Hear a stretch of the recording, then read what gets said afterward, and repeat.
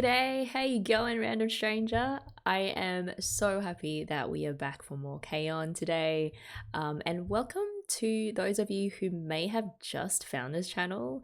We are a very, very small, very chill sort of channel. So welcome and enjoy your stay.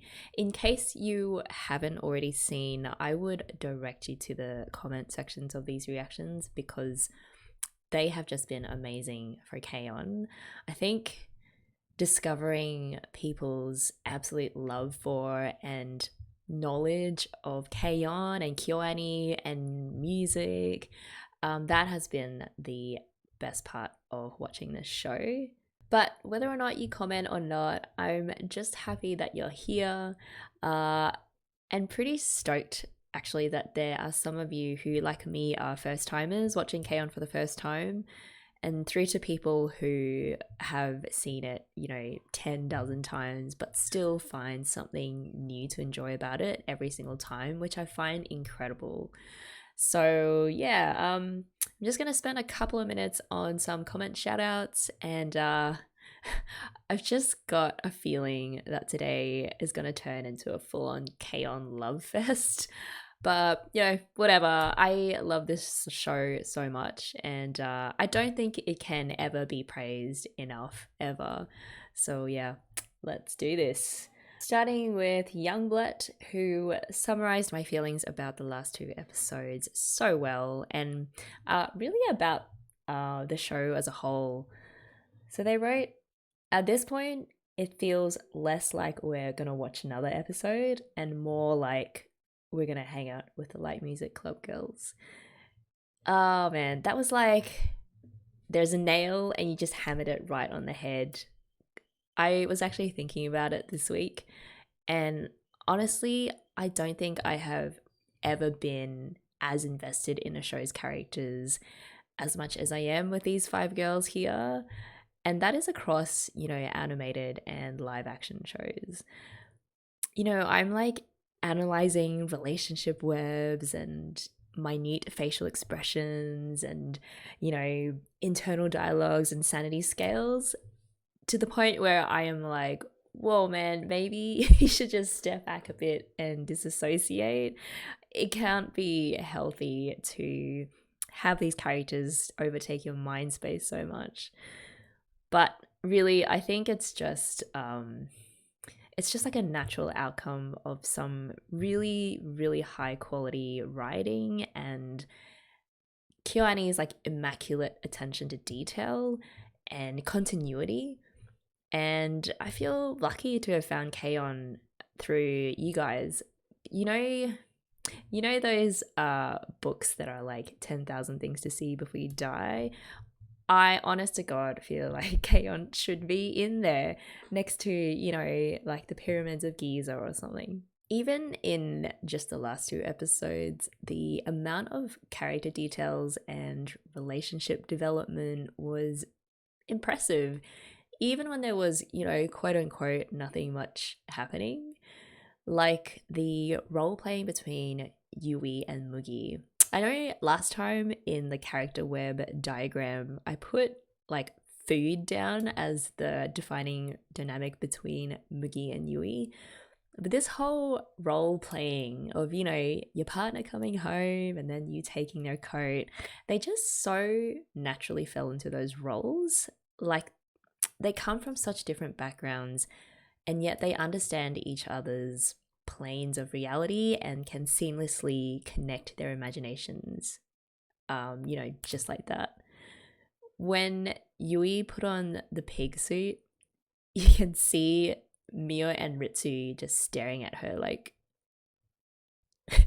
but for Mugi there's just pure joy on her face.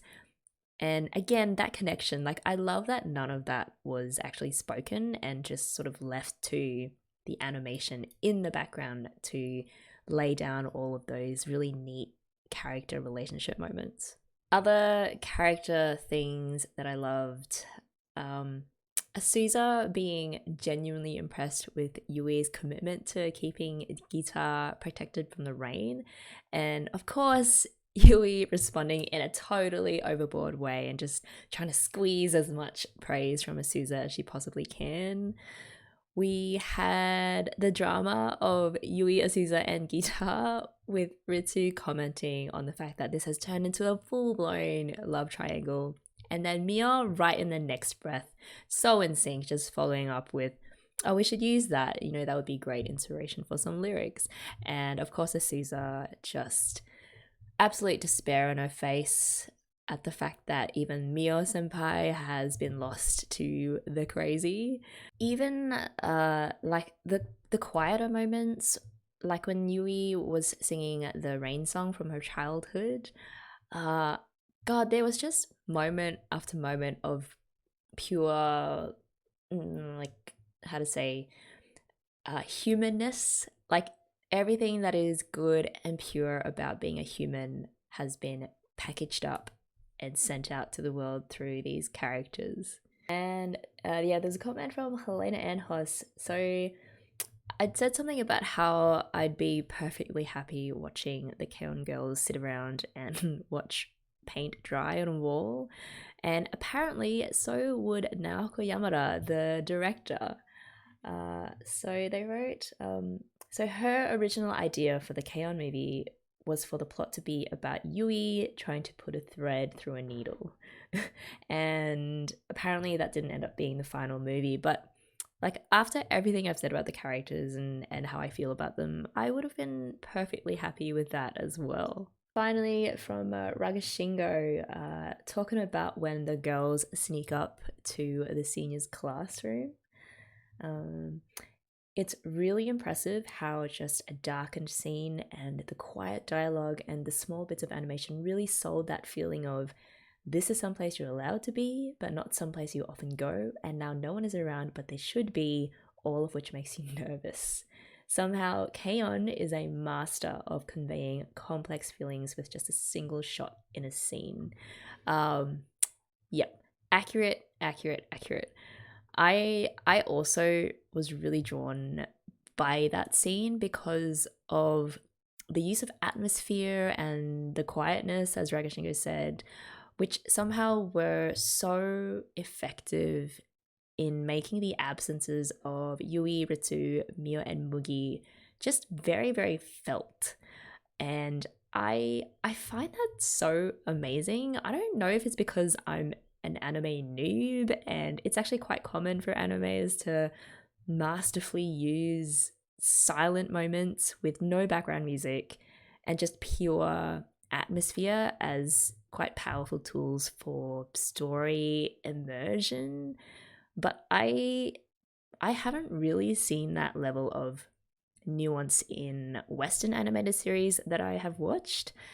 They're more often about the action and the banter between characters and the constant moving forward of the plot. And maybe it's just the kind of shows that I watch, because I'd never really watched any slice of life type shows before Sorayori and now Keion. So that feeling of just sitting and just being with the characters while nothing really is going on is still very new to me, but I am enjoying it so much. All right, therein ends my rant, and if you guys are ready to jump into episode 7 Tea Party, let's do it in 3, 2, 1, play.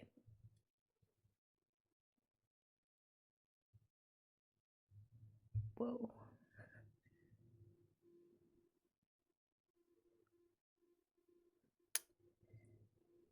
Nodoka. Is this gonna be a Nodoka focused episode?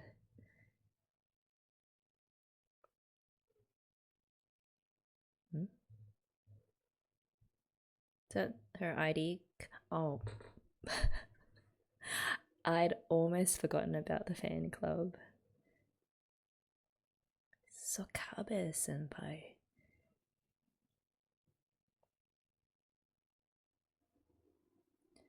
Do we know Sokabe? I don't think so. Intriguing.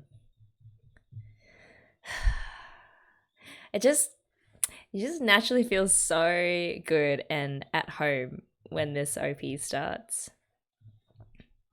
Oh, by the way, I am thinking of doing a reaction specifically for the OST once I'm done with reacting to the episodes and the movie. So I have not cheated yet, and I still haven't listened to my full K-On song. So none of them, not even from season one, which is slowly killing me. But I do want to just, immerse myself once everything is over. I do know though that there are, I don't know, like almost 100 songs or maybe even more.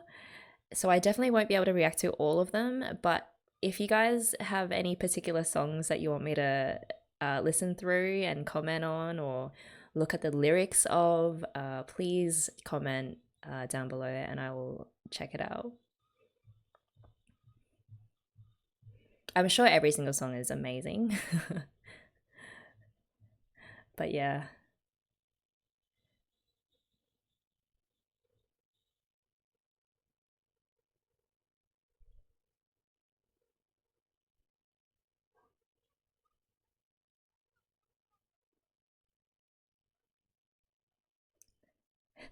Is this the Mio Stalkers episode?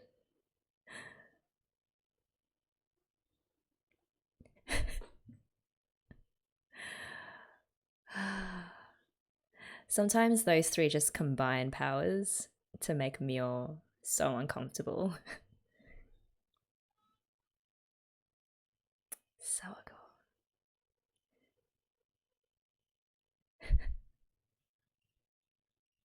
As if just moments before they themselves weren't trying to freak Mio out.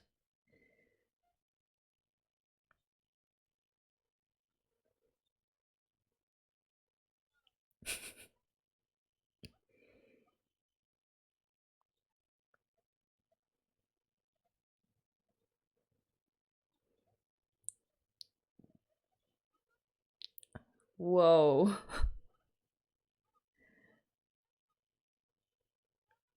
This Yui.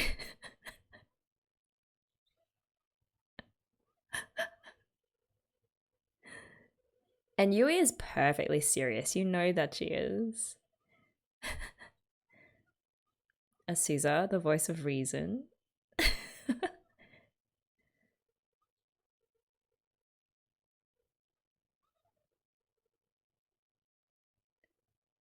Is she reenacting out a fantasy of hers?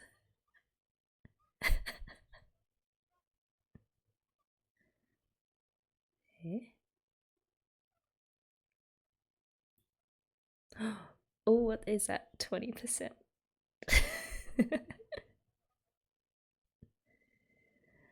Oh, Moogie. Of course she would be a wannabe detective.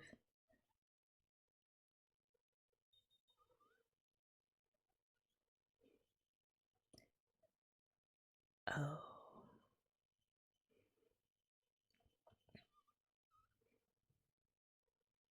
Those are the girls from the jazz club, no?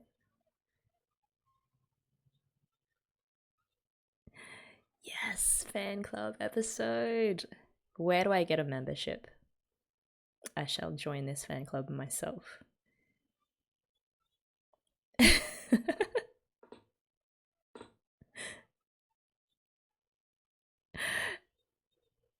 Yeah, just leave Mio in the wild and just observe from afar. A wild Mio appears with a sticker in her hair. What? How is it Norika's fault?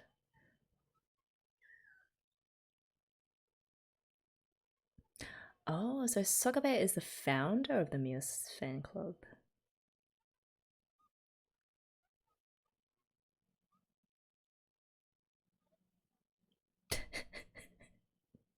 More yield speaking.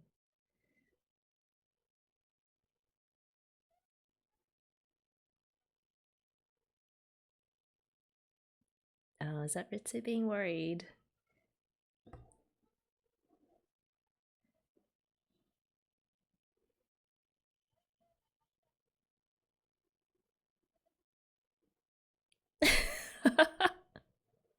Well, I mean, there's always two sides to a story.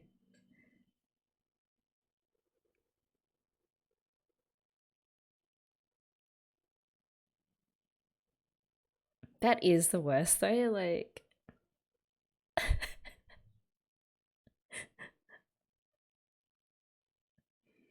let's call back to that episode when Ritsu was being all jealous because Mio had found someone else who actually talked sense. Oh.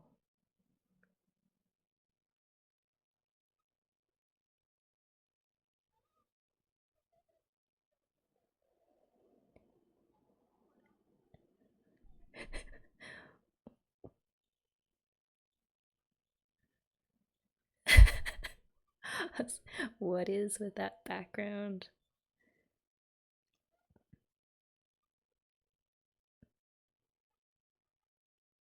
This feels like a whodunit.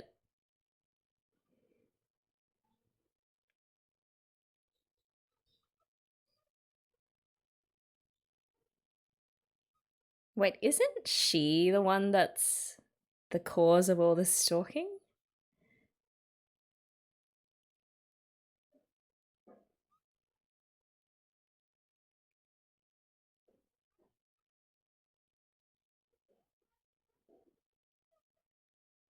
That's some A-class acting.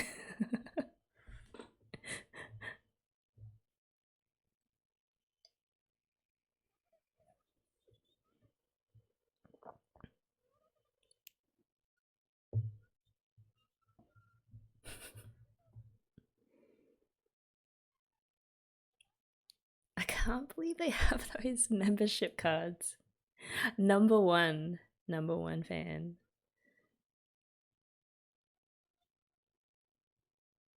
That's so embarrassing, but also very sweet, but also kind of scary.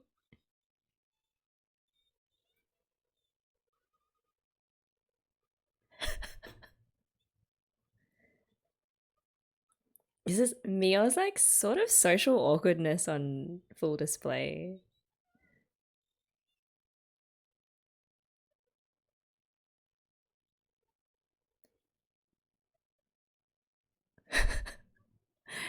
It's funnier that it's a senpai that's doing all this stalking. Oh, she's blushing. She's so sweet.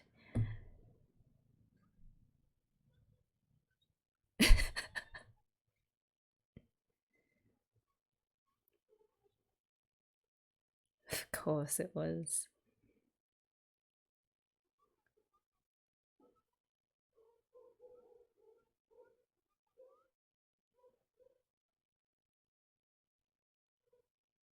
Oh, I think we get a new song this episode, someone said. Oh, going away present.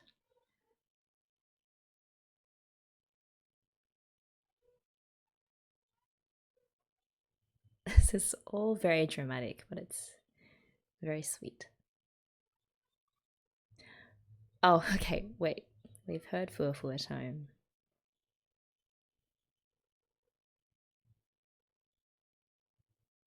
It's been a while.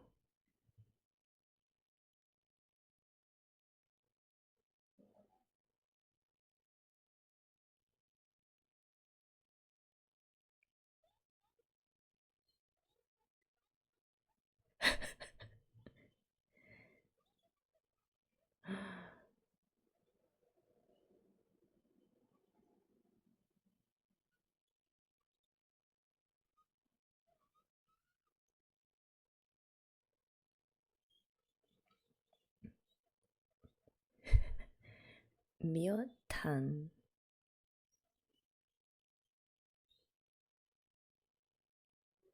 I okay, again, cultural nuance over my head. I'm assuming tan is like a very intimate term. Uh, oh, so Nautica is now the number one fan and president. I see.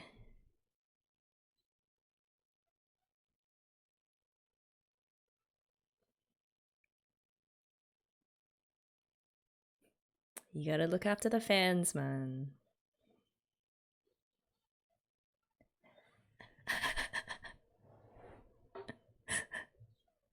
Again, 3 versus 1.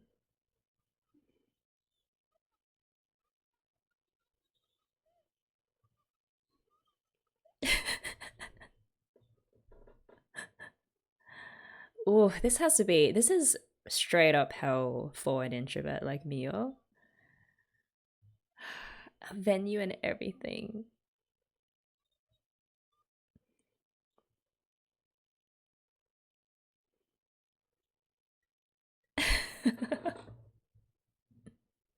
Wow, that snowballed real quick.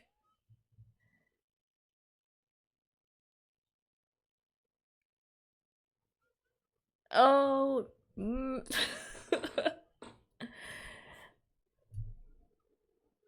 Who picked that photo? It must have been Ritsu. I have a very strong feeling it was Ritsu. Is that a back scratcher? They're gonna sell like hotcakes.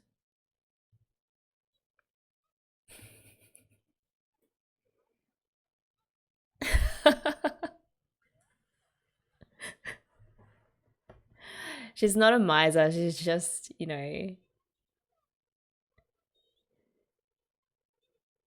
very worldly wise, is Ritsu.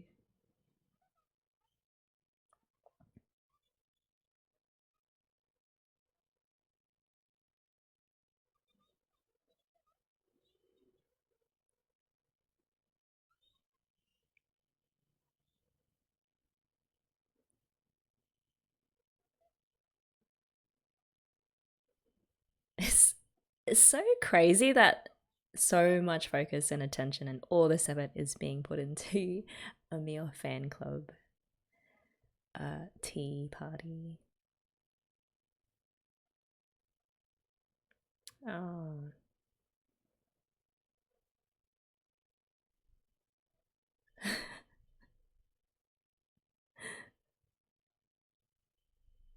Oh.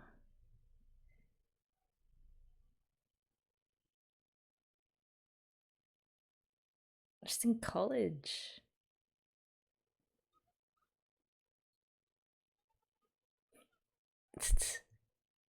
What this music is ramping up the drama of this by like 20,000%.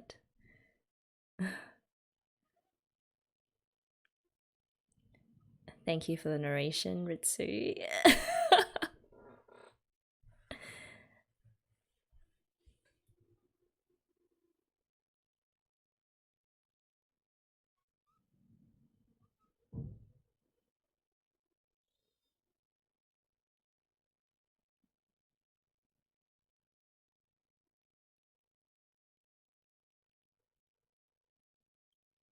Is that Norika telling Yui to not go overboard?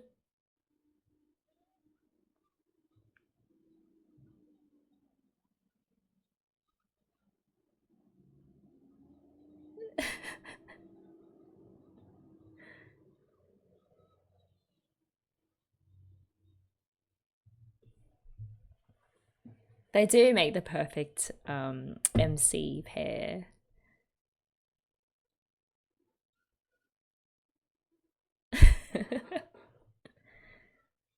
That is such a full room, man. I was not expecting that many people.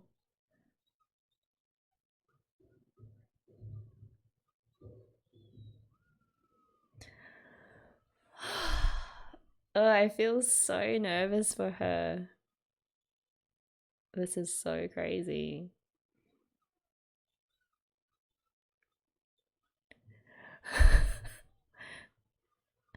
And oh man, you don't want to like kill me or.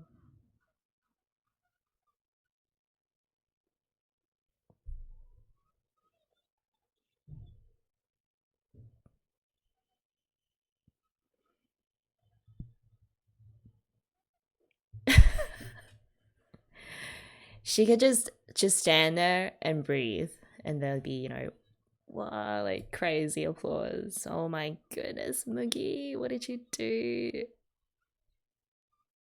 That is like the Tower of Babel cake. A Caesar.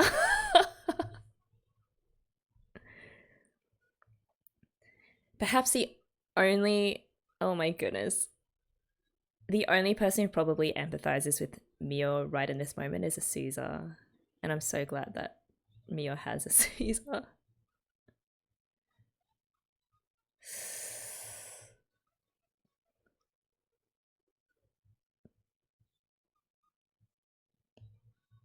Wow.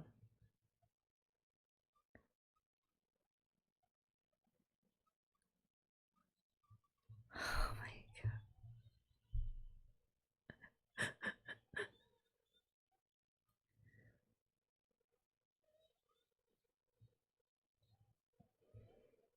Oh my goodness. Please don't break her. Oh my goodness. What? She washes the shower head?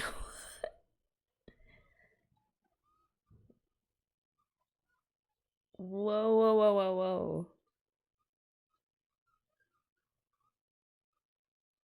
Oh, baby Mio photos. What was that sign language?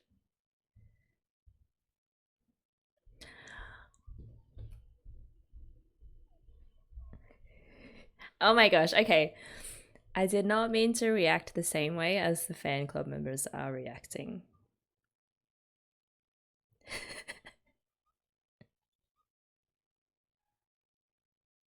Oh, I feel a little bit bad for her.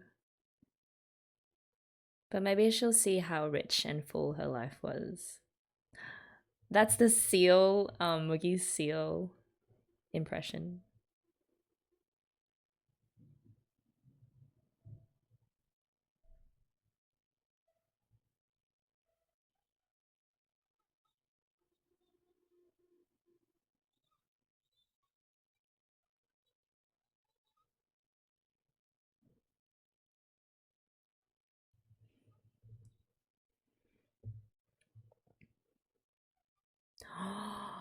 Is this a solo Mio song? Oh, just the lyrics. Okay, still good.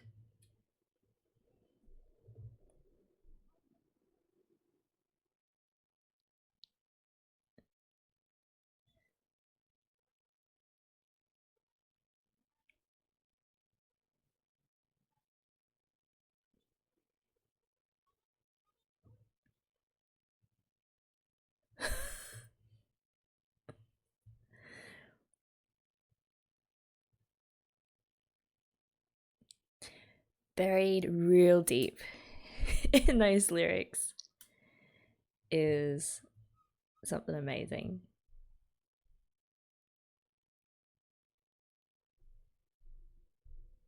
Oh,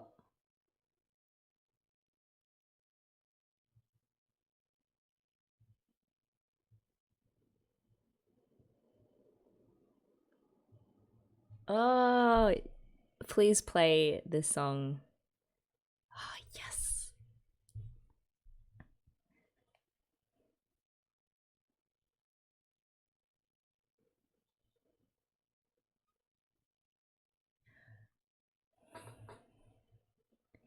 I always liked Mia's voice.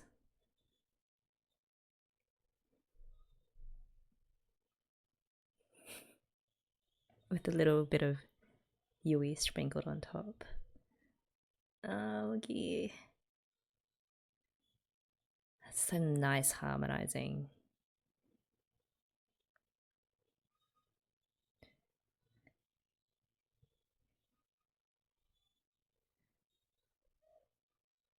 Pure, pure heart.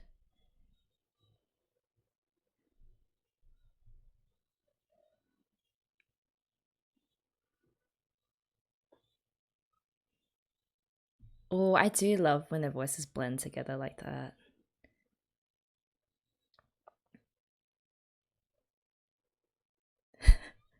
Oh, nice. Yes, another song. Wow. This is full on, man.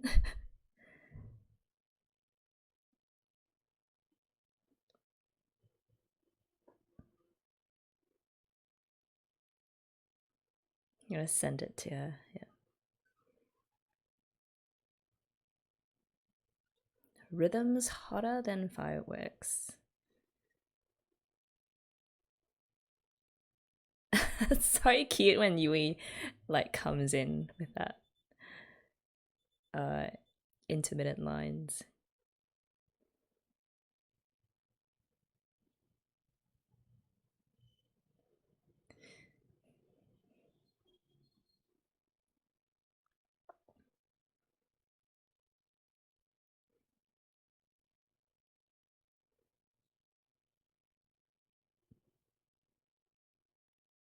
What? Newborn outer cumulus cloud of my feelings? uh Man, new song, the Mio fan club episode feature. Great episode.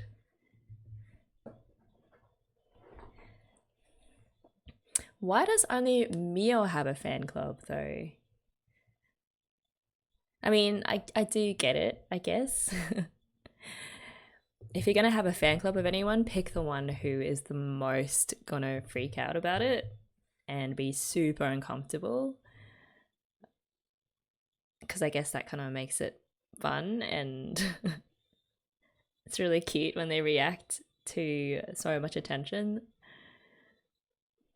I guess, okay, the next person most likely to get a fan club named after them, I would say, is the person most closest to Mia in terms of personality, and that's probably a Souza. So a Souza better look out for the next year. Also, she's so mad good on the electric guitar.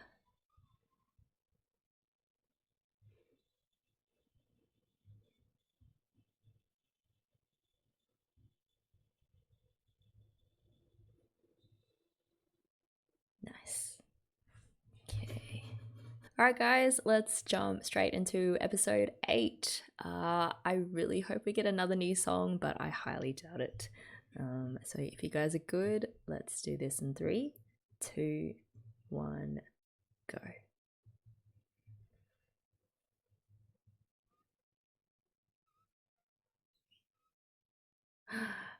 Baby Yui. Of course, she's singing about outer space. And she has a history with turtles.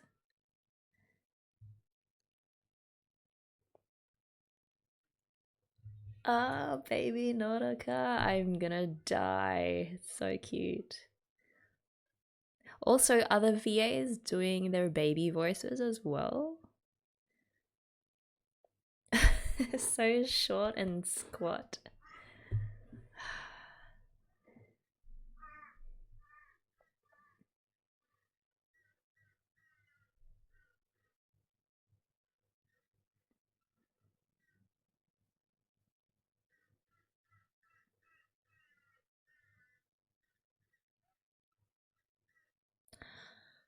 Oh, picking colleges.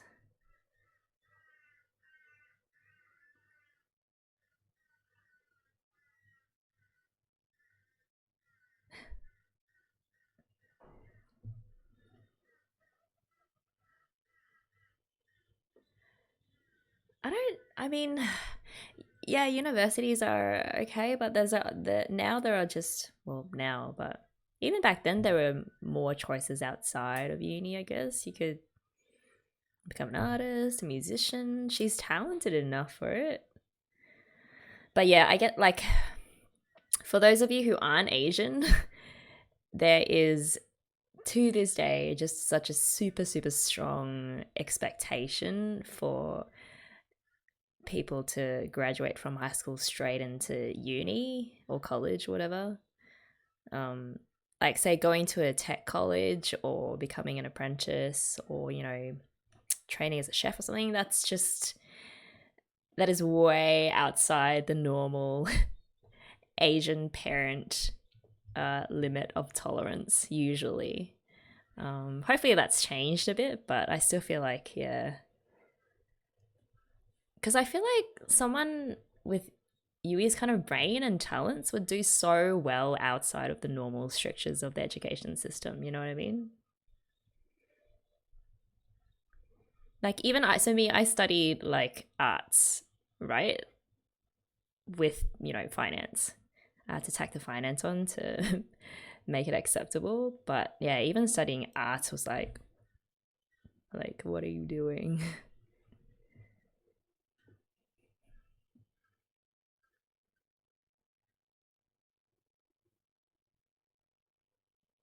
I wonder what the other girls are picking.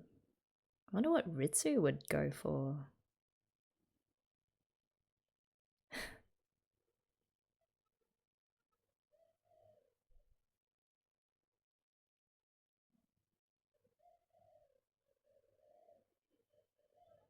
She'll make it. Brutally honest, but you need friends like that.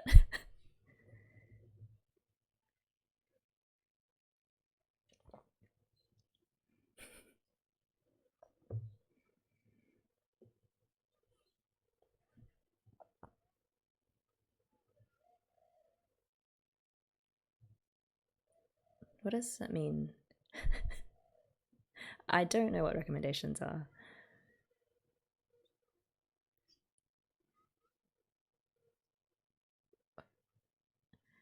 A women's university? I love the continuity. I mean, not that it would means anything necessarily, but given Mugi's slight obsession with Yuri stuff, it fits.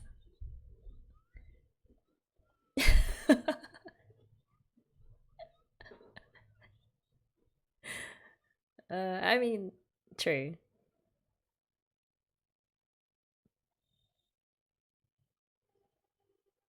I don't actually know how integrated English is in the Japanese education system.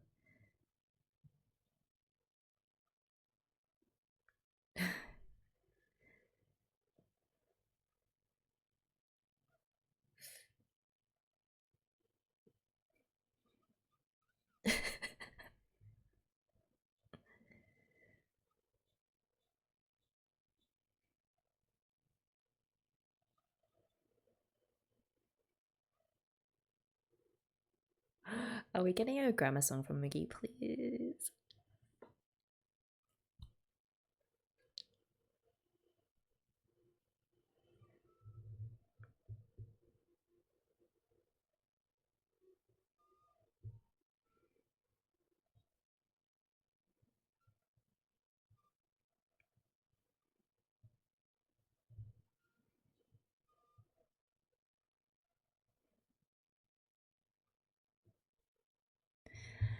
See, so she learns like through music. She learns through music, right? Like she just has a different learning style. Undecided. Very Ritsu. Live in the moment.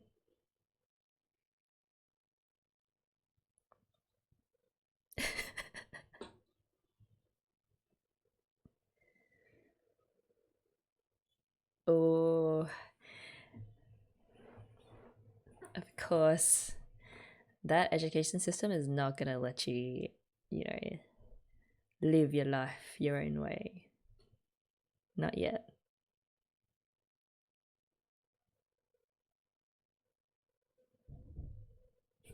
And here the parents just what is Mugi thinking?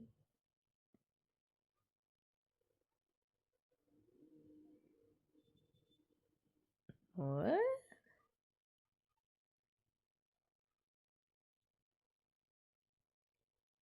Okay, so the two of them are talking about their kids, Ritsu and Yui, respectively.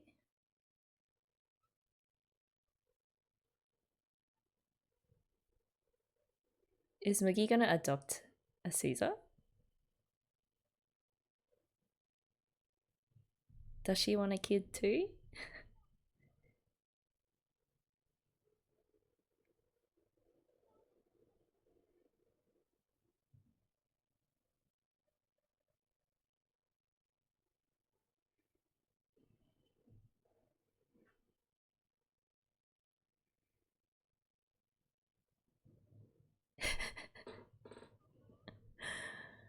Oh, before I knew it.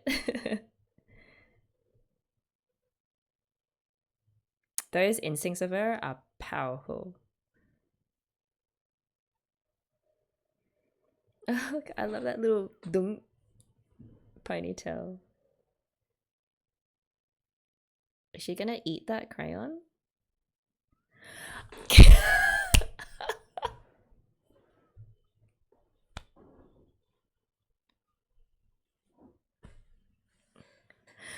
Guys.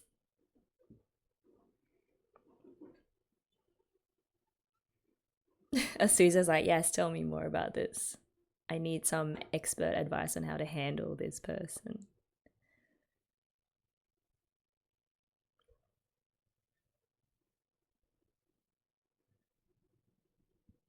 Oh, is that like packeted curry? Those are so yummy.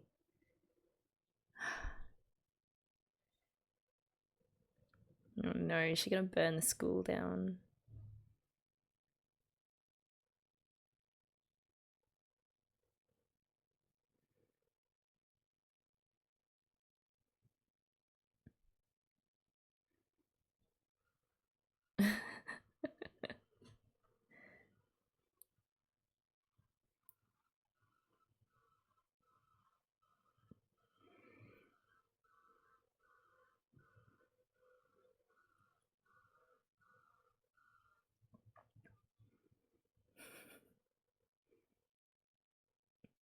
And still early days for you, Azusa.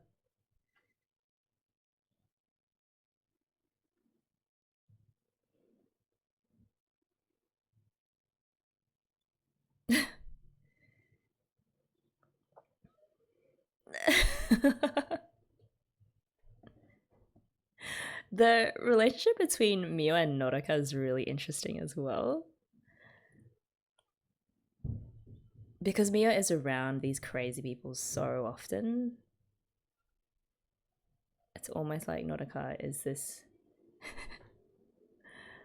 alien from like logic world.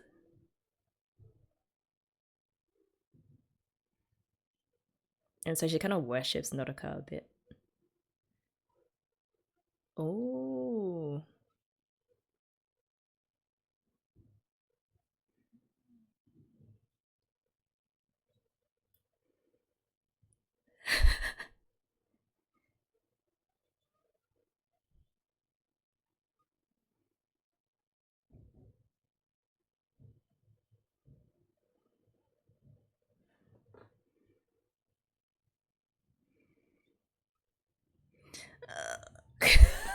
The music. Oh, that was great. The build up and then the fatal crash. No, they destroyed her.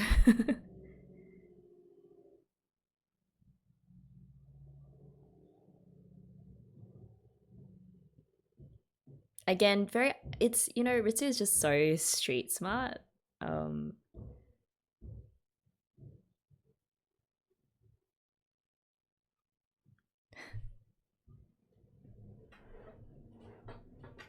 I feel like Yui just wants to be Yui.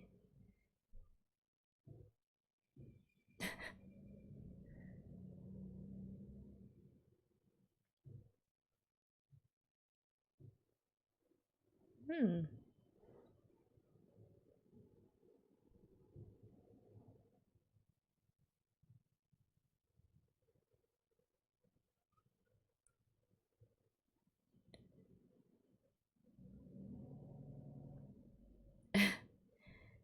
Yeah. Okay. Don't laugh at her. Okay, no, it's fine. She's fine. She eats their laughter like a meal, and it fills her.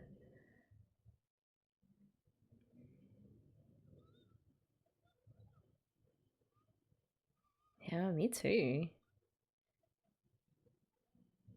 Yes. Susan's stare.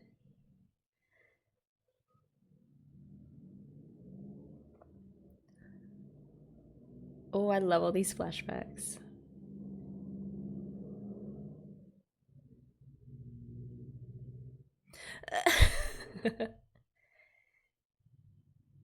Is this when they met?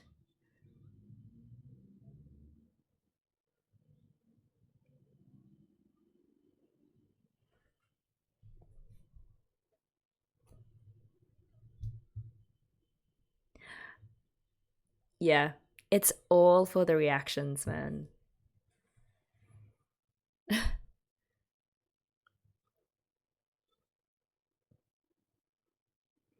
Oh, come on. The whole like teasing a person that you really like is so so appropriate for these two. I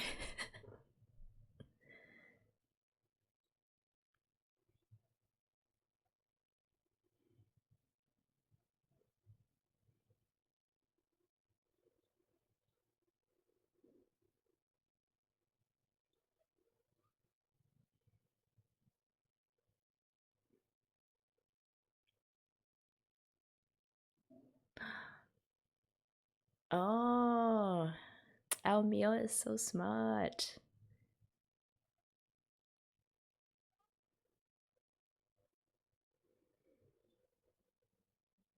Yo, this is a full on Mitsu backstory.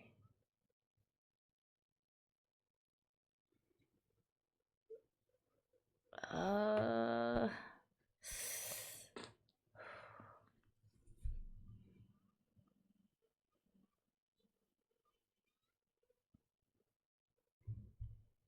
this music.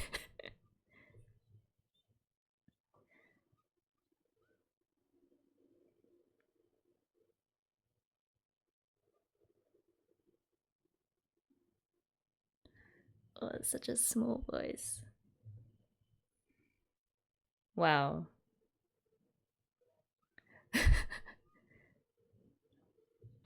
I love her shirt, Ritsu's shirt.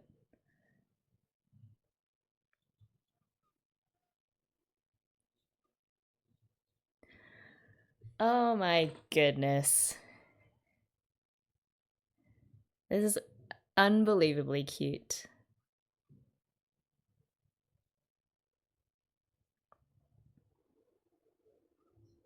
I mean, just this explains a lot why these were so close.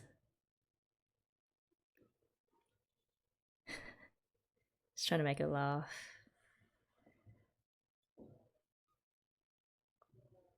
God.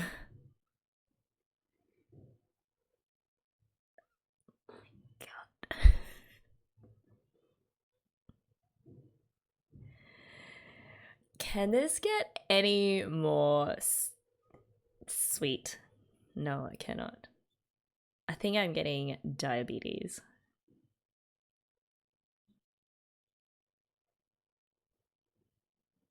That's a wonderful story.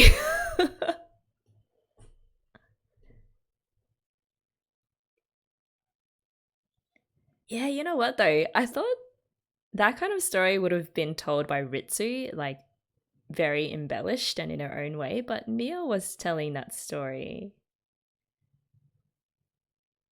Too sweet, something about caramel sugar.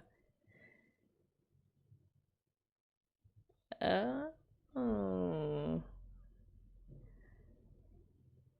Uh, oh, okay, yep. This is a pure show. Okay. Dude.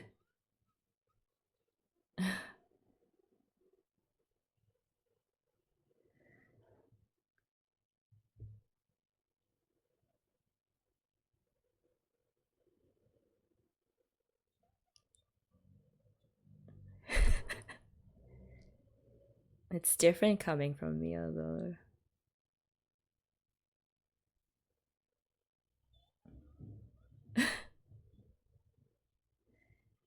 Yes, we were. My goodness, whoever wrote this episode must have been a massive Mitsu fan and just went wild. It was very fanficky and I love it.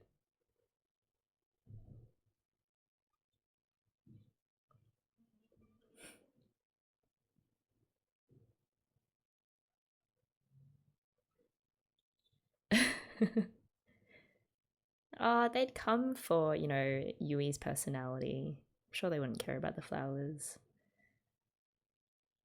Oh no, not corporate girl. I feel like corporate would just be enough to maybe strangle all the personality out of her.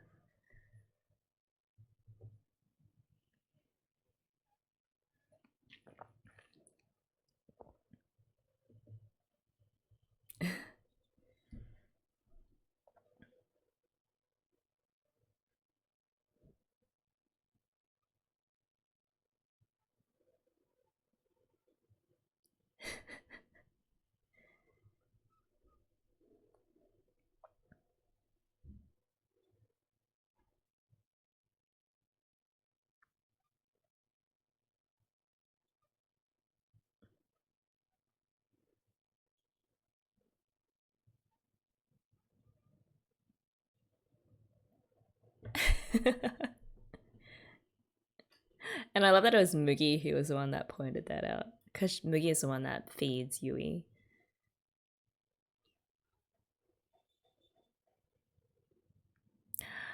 Oh, why not? Musician is perfectly legitimate.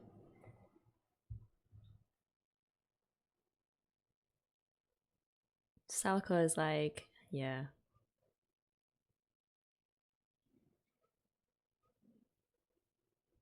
Yeah, it's so interesting, like, culturally, how that's not acceptable.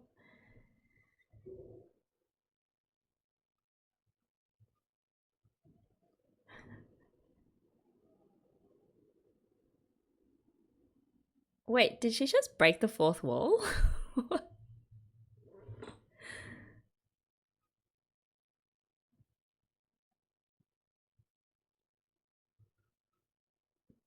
Oh.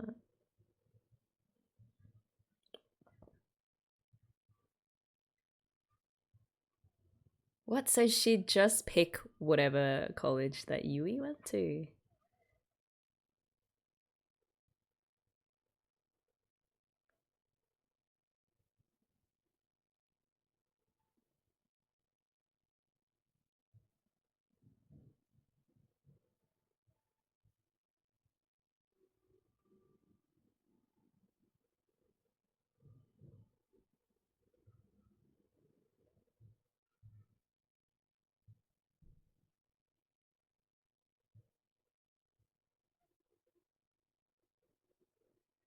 There you go.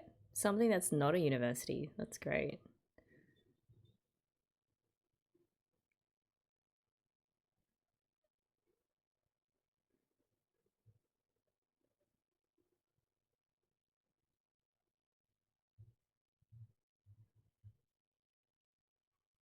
Okay, I'm glad that they sort of showed a variety of options.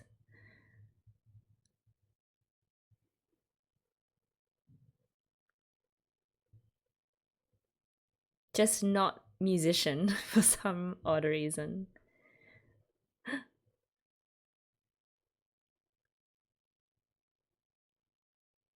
And Sawako as well. I feel like Sawako would be the one to encourage her in the music direction. Well, that would be the part of her that used to be, a rocker chick, I guess. Not her current role as her homeroom teacher.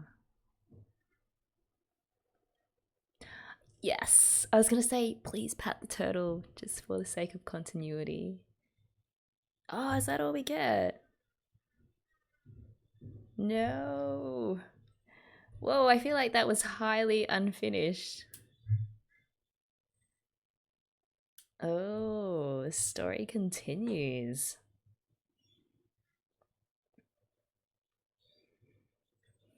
Okay, so we've got the two best girls sort of like beelining for universities. Can we just mention one more time Mugi's choice of wanting to go to a women's university? That was a very nice touch, I thought.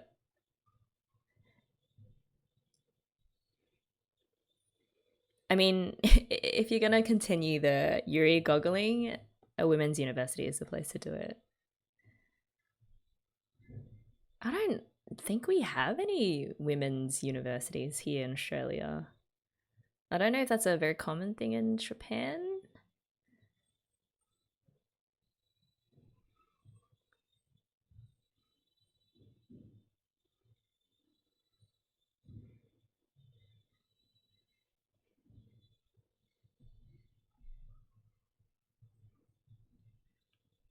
I love that very short Mugi keyboard solo.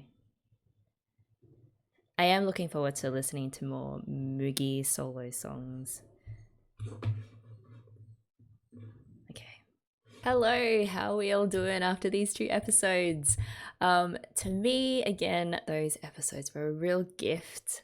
Episode 7, the Mio fan club episode. I love that they used the existence of this wildly devoted club to showcase both Mio's extreme shyness, but also her maturity in dealing with all of this unwanted attention and being willing to go that extra mile, for example, to write special lyrics for the occasion, even though she really didn't want it to happen, and just wanting to do something that would make, what was her name? Sokabe Senpai happy. And one of my favorite moments, well, there are many, was that photo reel that they showed at the end, that very Ritsu heavy photo reel. The way that it starts off with Mio just hating, absolutely hating the situation that she's in, and basically dead, from all the overwhelming applause and the lights and the cameras and all that Mio centric activity. And then suddenly the music changes and the focus of the photos shifts to the Light Music Club and all five of the members. And you can see like the realization dawning on Mio's face that the most important thing to have happened to her in high school, and which has helped her grow and really come into her own as a person and as a bassist, has been these four girls.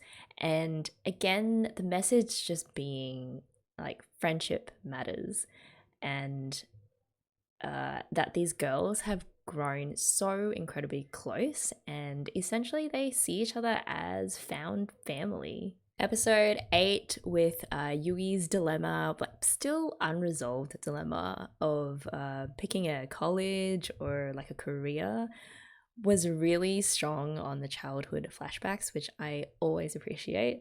And for some reason, midway through the episode, it kind of made a detour into the Mitsu origin story.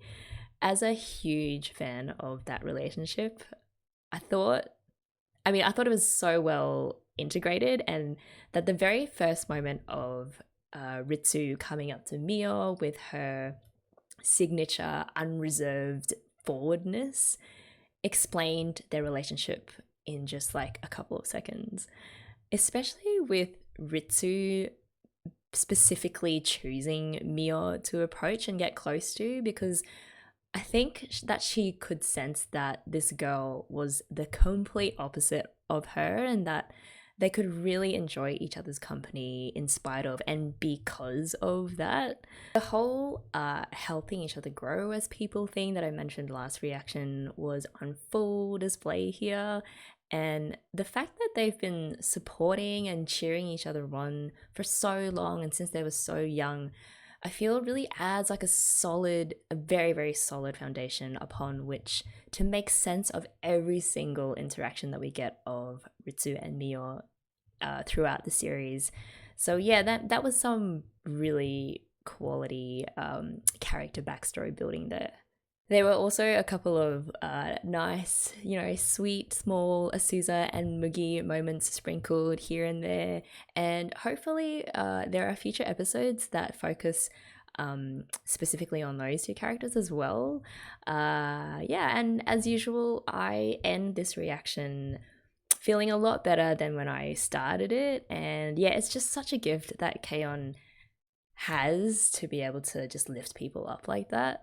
And I hope you guys feel the same way. I mean, I know like sometimes life doesn't quite match up to the wholesomeness that this show represents, but there is a lot of good out there. And I'm glad, if nothing else, that you chose to spend this hour with me just enjoying this masterpiece of an anime. So until next time, please take care of yourselves, and I'll meet you on the other side.